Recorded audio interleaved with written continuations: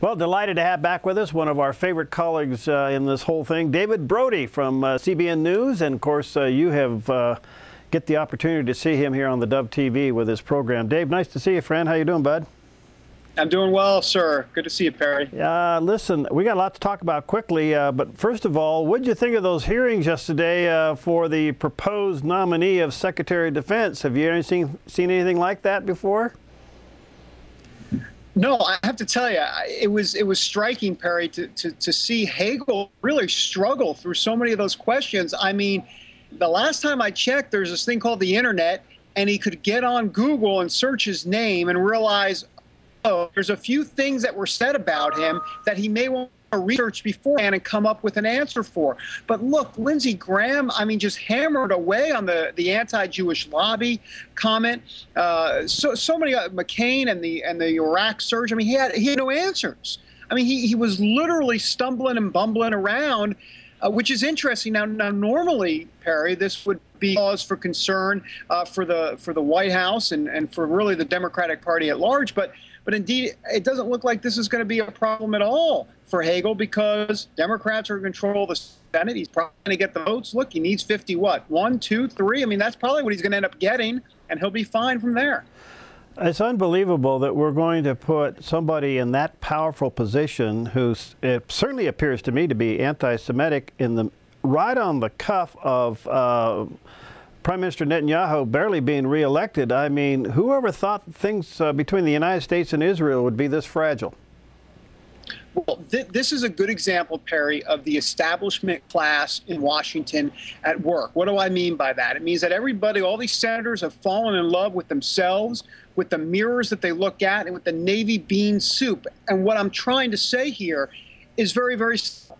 And that is that these senators look to the other party and say, look, President Obama has the guy that he wants as Secretary of Defense, and we're going to go ahead and pretty much confirm him, even though we don't necessarily agree with the guy. We're going to let the president have his way with his nominee because he won the election, and therefore we're going to give him his prerogative on this and pretty much not put a hold on the nomination. I don't expect there to be a hold. There's talk of a hold of on the nomination, but I don't expect to happen. So Republicans can vote no, but the truth of the matter is this thing's going to sail forward. It looks like at this point. So what does a Secretary of Defense Hagel look like and mean for the United States and its foreign policy? I think it's very disconcerting for a lot of conservatives out there, especially neocons. Look, this is a guy, as we know, who has been pretty much hands off on Iran. This is a guy that has pretty much taken a pretty tough stance with Israel over the years. I mean, I think there's a Toy Story movie, You've Got a Friend in Me. I think Israel right now does not have a friend in Hagel whatsoever. So I think ultimately what this means is that Palestinians and some of the folks that, whether it be Hezbollah, Hamas, and some of the other proxy groups out there, are all going to be emboldened by this, be able to, in essence, say, we've got Israel in a place where they're more vulnerable. And that could very much lead to just more war and chaos in the Middle East. So you know, it all plays very well together into one narrative, Harry. All right, so you got Prime Minister Netanyahu being reelected, not by a huge margin. He's got some fence building to do in the Knesset to get his majority back in place. You think he'll do that? It's going to be, yeah, I think he can do it. I think it's difficult. I think the sand is shifting a little bit over there because, as you know, there's that whole discussion over in Israel as to, you know, exactly what you do with the peace process and the Palestinians. This has been going on for years and years. But I think there's some upcoming folks, obviously, and some of the other parties are. And I think the way Netanyahu handles that will be very, very important. Having said that, look, he's the main game in town right now, and I don't see that diminishing that much in the near future, especially in these next couple of years, these volatile years. All right, so it looks like things are heating up between Israel and Syria. Of course, Iran will be involved in that, and arms coming in from Russia. So here's Israel trying to look at those vulnerabilities and those hot spots right there in their own backyard. And we possibly are going to get a Secretary of Defense that's going to recommend nothing to the president in supporting Israel. I mean, this is unbelievable. Well, and here's the point, Perry, on this. So, and it's a rhetorical question, but what did we all expect? I mean, truthfully, President Obama had pretty much made his intentions clear, maybe not with a Chuck Hagel pick, but for sure the fact that he was going to be more unplugged in that second term. He even said as much to Medved over in Russia when he was caught in tape. I mean, look, we knew this was going to come from the president. Conservatives knew it deep down in their heart. And presto, we've got Chuck Hagel as potential defense secretary. Wow. All right. So do you see any more strikes from Israel on the Syrian fronts? Well, obviously not necessarily my personal expertise here. Having said that, I have talked to Eric Stakelbeck, who, of course, hosts the Stakelbeck on Terror Show, and he believes that is going to happen. It's actually pretty imminent. What is imminent? 6 months in a year. But he thinks that probably will happen, and we'll have to wait and see. All right. Hey, listen, I understand that you, the Brody File, went to Texas and looked around to see the health condition of the Tea Party. What'd you find? We did. Look, it's not necessarily on life support. I think what we're finding out here is that the media has driven a narrative that the Tea Party is dead. The problem is that they're looking at it from a national perspective, from a presidential perspective. They're going to the Washington Monument and the mall out there and looking around and going, where are all those Tea Party folks that we saw in 2010? We're looking at some of the national races, Murdoch and Lugar, and look, the Tea Party has some issues. There's no doubt about it. They got to figure that part of it out. But here's the story that they're missing, and what we found out in Texas is that the Tea Party is actually very alive and well at the local level, and that's the key. There's a ... at the end of that sentence, Perry, because it's at the local level. We were in Houston talking to the folks up in the Woodlands there, where the Tea Party is making heavy strides there, and what we're finding out is that Tea Party groups around the country are really trying to change things at the school board level, at the county commissioner level. They're within all those small precincts, if you will, because what they want to do is they want to change the Republican Party from the bottom up. They want to actually change the Republican Party in their local state and then go from there to the national level. So it's an inverse relationship. The media is looking at it from more a top-down structure, whereas the Tea Party is really looking at it from a bottom-up. So do you think at a national level the struggle between the Tea Party and the establishment on the Republican side is still viable? I mean, there's still that dividing line?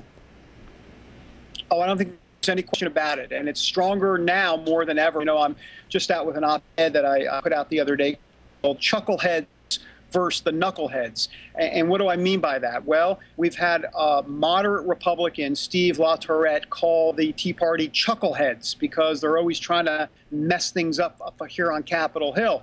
So those are the chuckleheads, supposedly, the Tea Party. And then the Tea Party thinks the establishment and moderate part of the Republican Party are the knuckleheads. And so that is the default line, or the line between the two, the chuckleheads versus the knuckleheads. And I make the case, or if not make the case, I point out from an analytical point of view, who's going to have more numbers at the end of the day. I mean, that's what this is about right now. It's about securing more folks. Are there going to be more chuckleheads, Tea Party folks, more knuckleheads, GOP establishment, moderate wing of the party folks? And that's the soap opera right now playing out, not just here in Washington, but really all across the country. And that's why when people like Ted Cruz get elected and join Mike Lee and Marco Rubio and Rand Paul and what used to be Senator Jim, no longer there, but people like that, I mean, I think that is really where it's going to come into play, going further to see, can they get more of those folks up there? Well, it's interesting. The 2010 turnover in Congress was primarily a result of the Tea Party, and you'd think that would have carried on into 2012, and if at least forced Boehner to become more Tea Party-like, but instead it seems like that just kind of went flat. Yeah, I mean, I don't know how much it's so much flat as it is. There were a couple of candidates that made bonehead mistakes. If I could beat Gurr, and if Aiken had beaten McCaskill, there might not be necessarily this big kerfuffle, if you will. And go back to 2010. What if Sharon Angle had beaten Harry Reid? What if Christine Madonna, listen to me, I'm going back to the 80s. Christine well, gosh, what was her name now? What was her name? O'Donnell. Good, my goodness, I forgot her name. Christine O'Donnell had won in Delaware. I mean, think about that for a moment. But indeed, none of that happened. And why? Because the candidates were flawed. And so this is the challenge for the Tea Party. Can you not only get Tea Party type candidates, but can you get Tea Party type candidates that win and are ready for prime time and don't say boneheaded things in the middle of a heated debate or a primary or general election season? I think that is the key. All right, let me take a quick break here. David, we'll come back. I got a lot to talk to you about. And I understand while you were in Texas, you had a chance to talk to the new Ted Cruz, the senator there. By the way, he was very forceful on Senator Hagel yesterday during the hearing, so we'll get your comments on that. We'll be right back with David Brody from the Brody File on CBN right here on The Morning Show.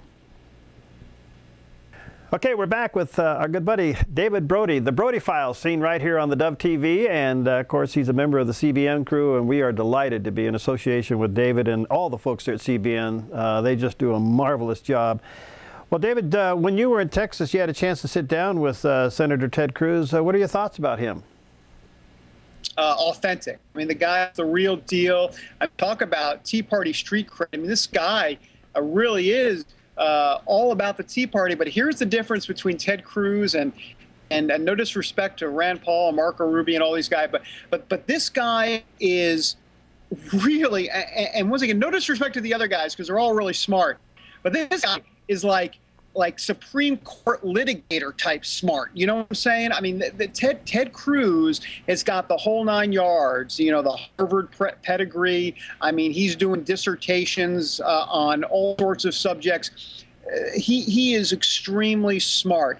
So he's able to effectively communicate a Tea Party message, and here's the key area, the street cred intellectually, where the mainstream media pays attention. You know, the mainstream media loves the Harvard credentials. They love the fact that Dick Durbin went to X, you know, university, whoever it happens to be. The point is that credentials matter to CNN, Fox, NBC, ABC, go down the list. So the fact that Ted Cruz has that and has a compelling Tea Party type message to explain makes him very, very powerful on Capitol Hill, even as a freshman senator. So, yeah, we spent some time down there in Houston, him and his wife Heidi and his children, and we've got a video of it all, Perry. It's coming up February 20th on the 700 Club. We'll show you his two daughters. They're 4 years old, 2 years old, and having breakfast with Ted Cruz down in Houston. It was interesting. It was fun. I look forward to it. That's great.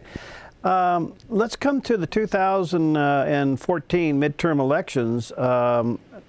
Before I get your comments on that, it appears to me, David, that the president now will go in the kamikaze mode, so to speak, because he knows there's a potential turnover in 2014 that could weaken his chances to get things through. So he's going to be pedal to the metal for the next 2 years. Is that a fair assumption? Absolutely. I think that's why he wants to see immigration to his on his desk by what, in the last 6 months or so, if that.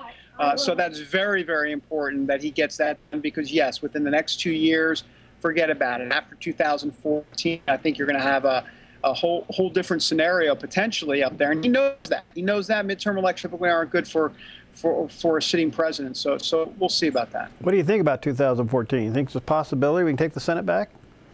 Well, it's going to be a tough climb. I asked Ted Cruz about that. He says that he believes that it is definitely possible. Now, let's remember that Democrats are defending more seats than Republicans. So Democrats understand that they're in a tight spot here. Places like Alaska and a few other states are really very much in play. We just saw that Tom Harkin in Iowa will no longer run for the Senate out there and the Senate seat out there, and so that's a potential Republican pickup. So yeah, Republicans are once again, haven't we heard this before? Yeah. Once again, in a position to take potential control of the Senate, or at least make it a lot closer. But once again, can they get the right candidates in place? I think that is the key, and that is why what the Tea Party is doing, we're going to have some of these stories coming up, but what the Tea Party is doing is they're trying to find and groom, and that's the key word, groom, the right candidates to when they actually make when they make their play, that they're actually ready to perform. Why isn't Speaker Boehner just kind of tying this president up in knots? One more time. Why isn't Speaker Boehner tying this president and his policies up in knots?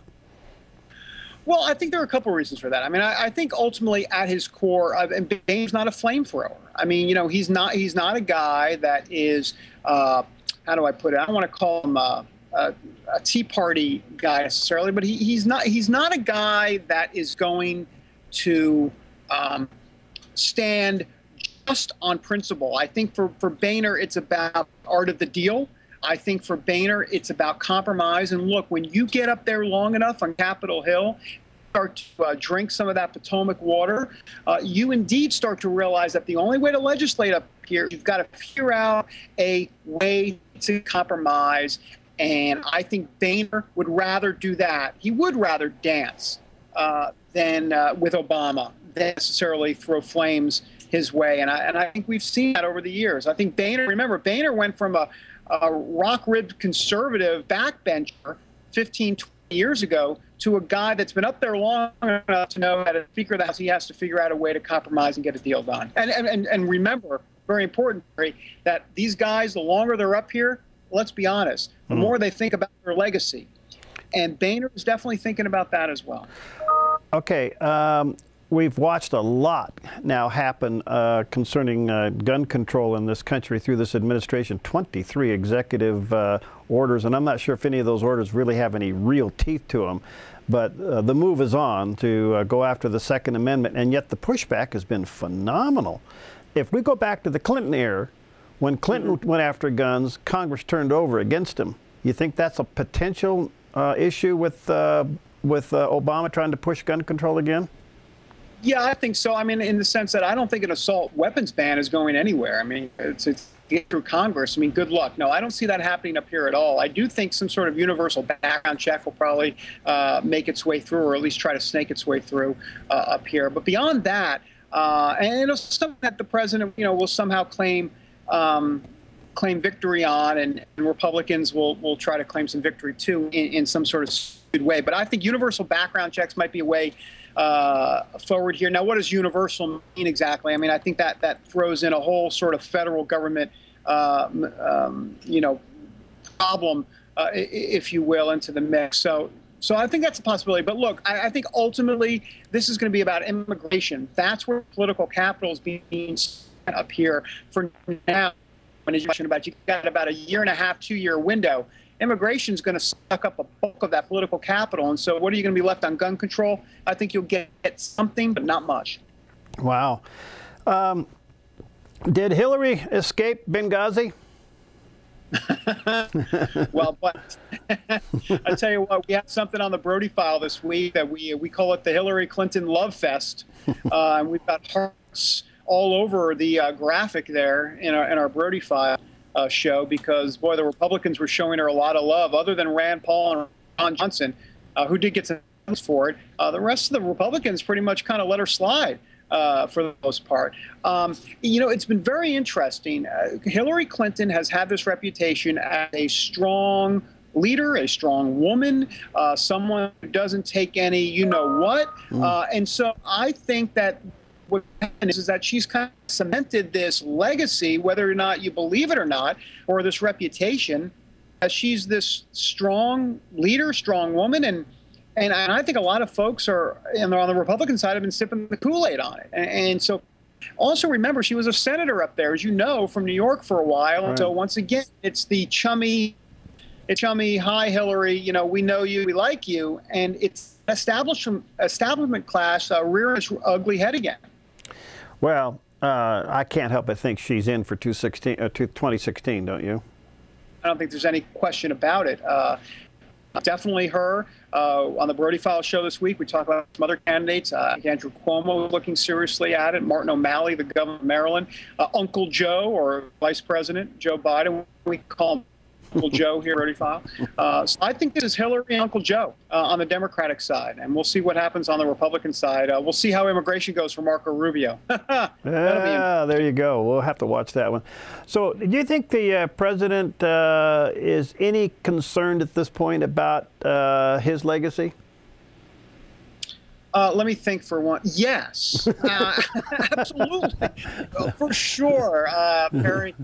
Look, I think he's been concerned about that legacy for a while, but he wouldn't be the first president to be concerned about his legacy. I mean, they all, to a degree, are, maybe some more than others. But look, let's take a step back for a second and take any sort of conservative or liberal hat off and look at what this president has done. Some would say for the worse in our country. But the truth of the matter is, he got health care reform legislation through in his first term. He's probably going to get reform in his second term. And we will see how the history book treat him and his legacy. He thinks, you can be sure, that the fact that he had health care and immigration done potentially on immigration term. But if he gets both done in an 8-year span, he thinks he's going to go down history as beyond just a transformative president, a president that got quite a bit done for the American people. I say the proof is still in the pudding, and more importantly, we'll see over time how this health care law plays out, and as well as immigration, too. Well, it's been said also that he spent his first term raising spending, and he's going to take his second term to try to figure out how to raise taxes to pay for the spending. Well, and we'll also see exactly. We'll also see what happens with the economy. I mean, give it years, give it 6 years, and see what happens as things cyclically, typically, if not flips, starts to potentially take a nosedive. And if it starts to take a nosedive, especially when he's still president, that's going to not only be a drastic part of his legacy, but one that he may not be able to shake too well. All right, I got about a minute left. Where do you think the faith community is in politics these days? Well, it depends. I mean, I can tell you this, that there is a dividing line, and a major one, between progressive and conservative evangelicals. And what I mean by that is that there are 2/3, if not more, of evangelicals are conservative, and you've got more that 1/3 or a lot less that are progressive. And I think there is this fight, this proxy fight over everything from gay marriage to immigration to a few other things, where evangelicals are kind of pitted against each other a little bit. And here's the interesting part, Perry. I think there are many conservative evangelicals that are rethinking their positions on gay marriage. And I think that could be very problematic for the church going forward, for the body of Christ going forward. But with younger evangelicals out there, that is something that is to keep your eye on for sure in the future. And then immigration, we've already seen how that plays out in the sense that it is conservative evangelicals, actually many of the conservative evangelical leaders leading the charge on immigration, Richard Land and Rodriguez and some other folks. So, the lines are more muddied now than they were 15, 20 years ago, and I think that bears watching. Well, David, thank you. You are a delight, and I just want to say thank you for partnering with us. I want to say to our viewers and our listeners that the Brody File is seen on theDove TV Fridays at 8 p.m. Don't miss it. And if you do anything, record it if you do miss it and watch it later. David, thank you. The best to you and your crew. Keep up the good work. Look forward to having you back many times, friend. Well, thank you, Perry. I send the check to your home. I appreciate it.